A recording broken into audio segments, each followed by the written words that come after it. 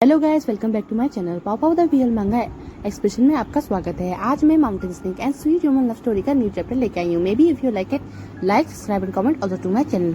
चलिए चैप्टर की शुरुआत करते हैं अब बिना किसी बकवास के।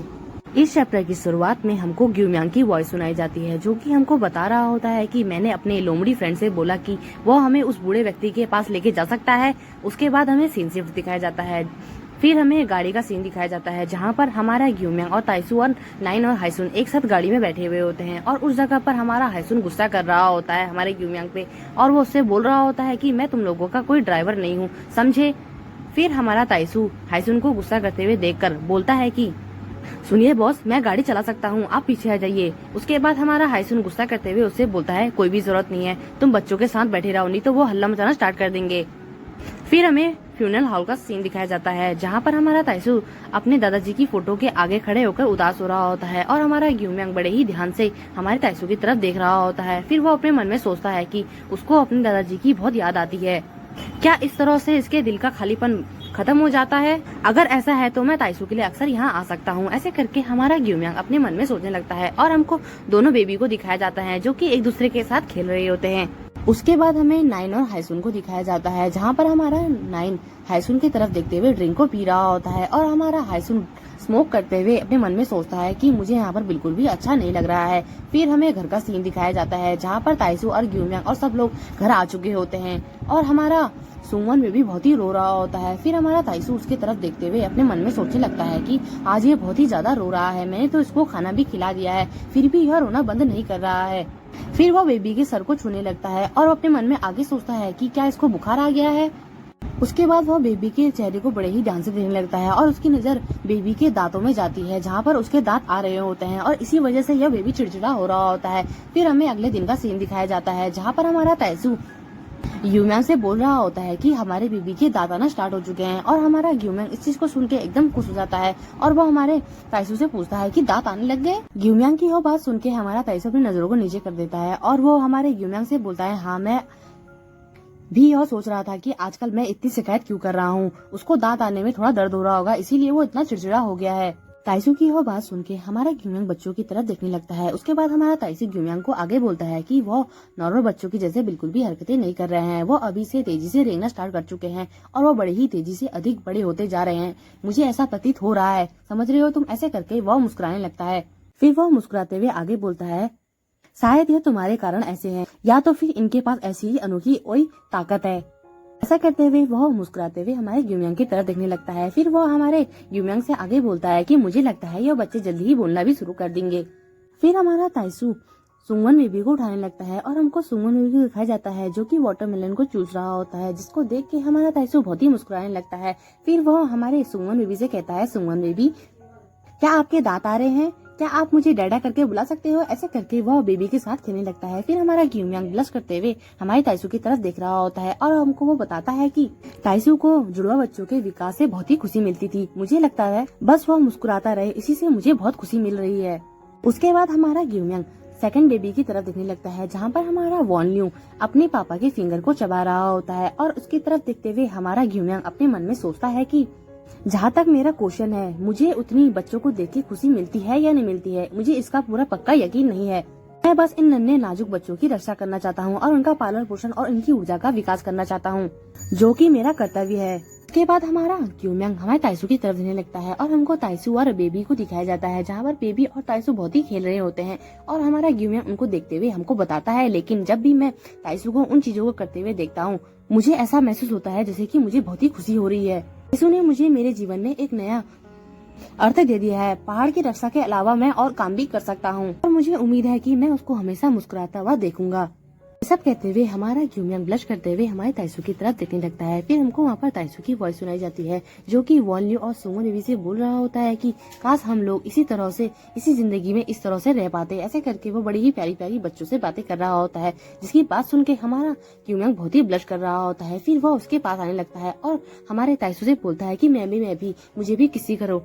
ऐसा कहते हुए वो हमारे ताइसू के सामने जाता है, जिसको देख के हमारा ताइसू बहुत ही मुस्कुराने लगता है। फिर वो उससे मुस्कुराते हुए बोलता है कि शायद सच से बच्चे जब बड़े हो जाएंगे तब ग्यूमियांग पापा हमको जंगल में रहने के लिए लेके जा सकते हैं करके वो हमारे ग्यूमियांग से पूछने लगता है। फिर हमारा ग्यूमियांग ब्लश करते हुए हमारे ताइसू से बोलता है, नहीं, आप वहाँ पर नहीं रह पाओगे, वहाँ पर बहुत ही कष्ट होगा।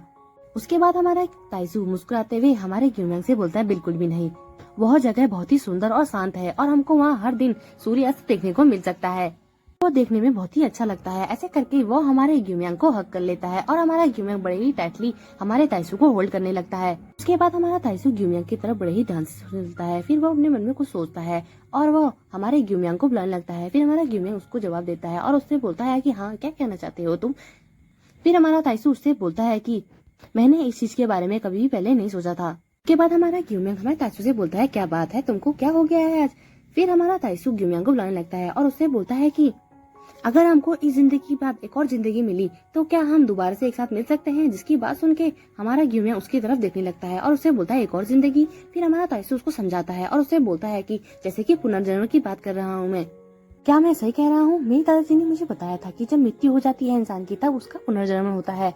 अगर मुझे दूसरी जिंदगी मिली तो मैं तुम्हारे साथ और बच्चों के साथ ही अपनी जिंदगी का आनंद लेना चाहूंगा। ताइसू की यह बातें सुन के ग्यूमियांग उठ के बैठने लगता है और हमारा ताइसू आगे बोलता है, ग्यूमियांग, मेरी बात को तुम अच्छे से समझ रहे हो ना, क्या हमको आगे जाके पुनर्जन्म मिलेगा क्या मैं सही कह रहा हूँ। ऐसे करके वो हमारे ग्यूमियांग से पूछने लगता है। फिर हमारा ग्यूमियांग हमारे ताइसू की तरफ देखने लगता है और अपने मन में सोचता है कि भगवान कभी भी हर चीज को पूरा नहीं कर सकता है, इसीलिए उसने उस वृद्ध व्यक्ति को बनाया था और मैंने उसको जीवन दान दिया, लेकिन मैं उनको लंबे समय तक जीवित नहीं रख पाया और मैं इसके बारे में कुछ भी नहीं कर सका और इस वजह से मेरे सामने वाले लड़के को मैंने दिल में चोट पहुंचाई, लेकिन इस बार मैं बिल्कुल भी ऐसा नहीं करूंगा। ऐसे करके वो हमारे ताइसू के फेस में हाथ रखने लगता है।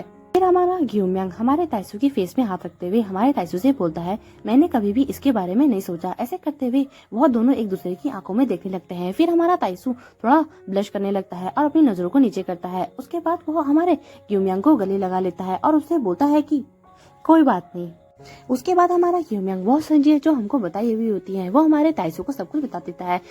फिर हमारा ताइसू अपनी नजरों को नीचे करते हुए हमारे ग्यूमियांग से बोलता है, इसकी कोई भी जरूरत नहीं है, मैं बस कुछ समय के लिए डर गया था क्योंकि मैं उस अपने प्यारे व्यक्ति को छूना नहीं चाहता था और पर मुझे अब आभास हो चुका है जो जिंदगी में आएगा वो एक बार पक्का जाएगा। फिर हमारा ग्यूमियांग हमको बताता है कि कम से कम मैं अपनी जिंदगी में इतनी उम्मीद रख सकता हूँ कि हम एक दूसरे के साथ रहेंगे और हमेशा एक दूसरे को मुस्कुराते हुए देखेंगे। उसके बाद हमको दोनों बेबी को दिखाया जाता है जो कि बहुत ही अच्छी तरीके से सो चुके होते हैं। फिर हमें कुछ दिन बाद का सीन दिखाया जाता है जहाँ पर हमारा सुमन बेबी दोनों पाँव से चलना स्टार्ट हो चुका होता है और वह इधर उधर घूम रहा होता है।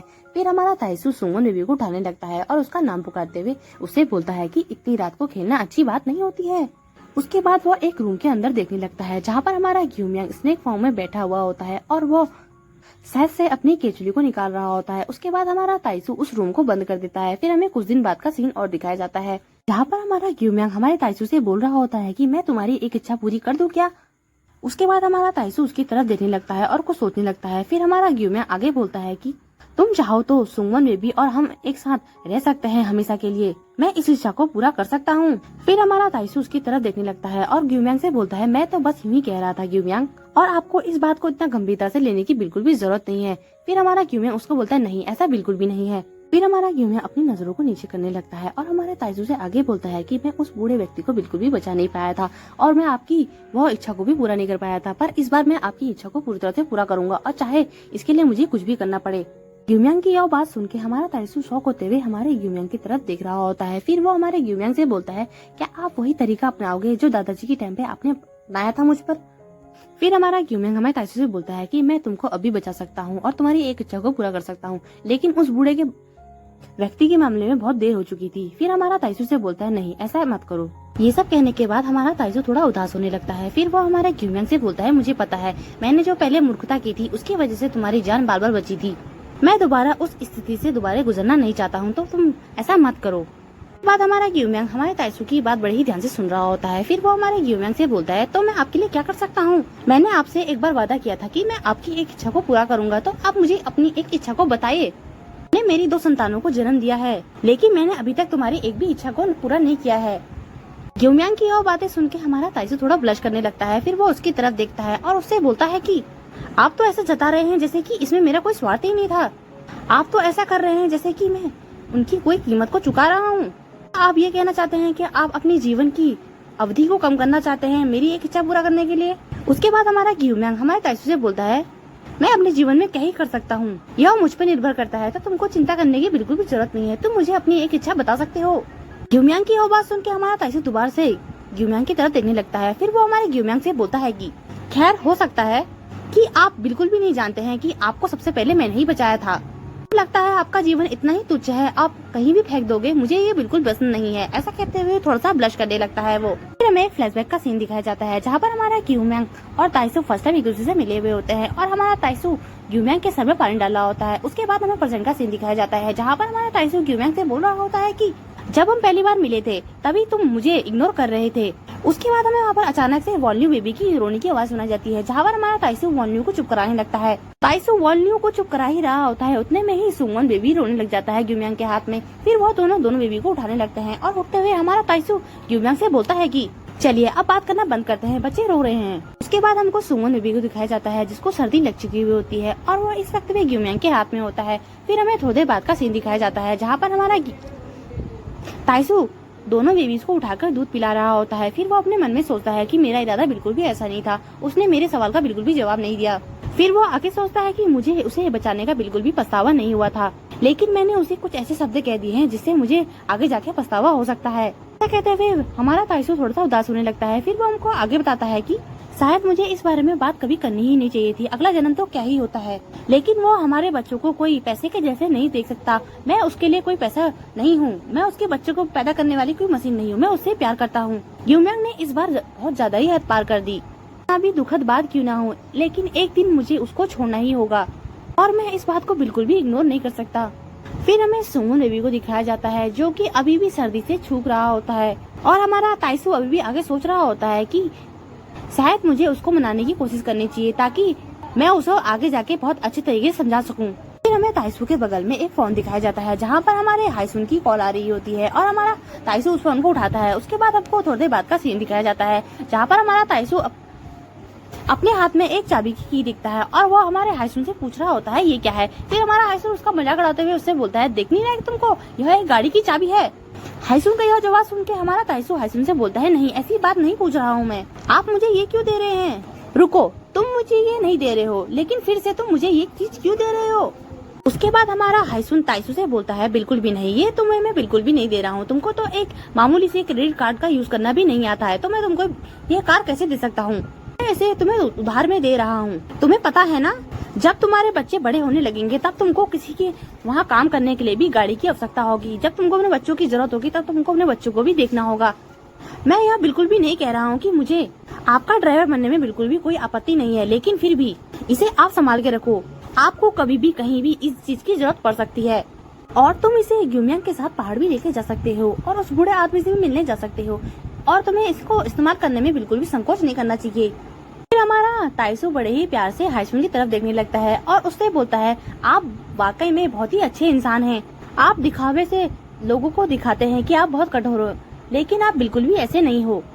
ताइसू की यह बात सुनते ही हमारा हाइसुन थोड़ा ब्लश करने लगता है। फिर वो हमारे ताइसू पे गुस्सा करता है और उसे बोलता है लेकिन तुम इसको कहीं भी ठोकना मत।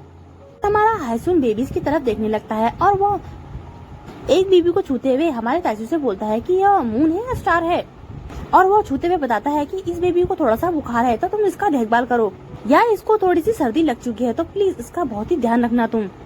हाइसुन की यह बात सुन के हमारा ताइसू शौक होते हुए हमारे हाइसुन की तरफ देख रहा होता है। उसके बाद हमको घर का सीन दिखाया जाता है जहाँ पर हमारा सुमन में भी लेटा हुआ होता है और इस वक्त पे उसकी तबीयत थोड़ी खराब हो चुकी होती है। फिर वहाँ पर हमारा ताइसू अपने मन में सोचता है कि हाइसुन ने उसे क्या कहा था, यह इतनी गंभीरता वाली बात नहीं है, तुम इसको अच्छे से खाना खिलाओ और सुरक्षित रखो और इसको भरपूर नींद लेने दो, जब इसको नींद आ जाए तो उसको हल्के फुल्के कपड़े पहना देना। फिर हमारा ताइसू बड़े ही ध्यान से बेबीज की तरफ देखने लगता है और उदास होते हुए अपने मन में सोचता है कि भविष्य के बारे में क्या सोचता हूँ मैं, जब मैं अपने सामने के बच्चों को अभी से नहीं देख पा रहा हूँ। ताइसू यह सब सोच ही रहा होता है, उतने में ही पीछे से हमारा वॉन्यू बेबी हमारे ताइसू को छूने लगता है। फिर वो हमारे ताइसू के ऊपर आने लगता है और हमारा ताइसू उसको उठाकर अपने ऊपर रख लेता है। फिर वो रोने लग जाता है और अपने बेबी को किस करते हुए अपने मन में सोचता है ये क्या हो रहा है मेरे साथ। फिर वो हमको बताता है कि मुझे गुमयांग को बिल्कुल भी किसी बात का दोष देना नहीं चाहिए, मुझे उसको वो बातें बिल्कुल भी कहनी नहीं चाहिए थी और इस तरह से मुझे उनकी भावनाओं को बिल्कुल भी ठेस नहीं पहुंचाना चाहिए था। जब मैं गुमयांग से यह बातें कह रहा था तब मैंने बिल्कुल भी अपने बच्चों की तरफ ध्यान नहीं दिया। कहते हुए वो सोने लगता है। फिर वो बोलता है मुझे माफ करना गुमयांग, मैंने तुम्हारे साथ ऐसा व्यवहार किया। फिर हमारा ताइसो थोड़ी देर बाद सो जाता है और उसके बाद हमको सुमन बेबी को दिखाया जाता है, जहाँ पर हमारा गुमयांग सुमन बेबी के सर को छूने लगता है और उसको उठाकर कहीं की तरफ ले जाने लगता है। तो गाइस अभी के लिए यह चैप्टर यहीं समाप्त होता है, जल्दी ही इसका न्यू चैप्टर लेके आऊंगी। अगर आपको यह स्टोरी अच्छी लगती है तो please like, subscribe and comment also to my channel.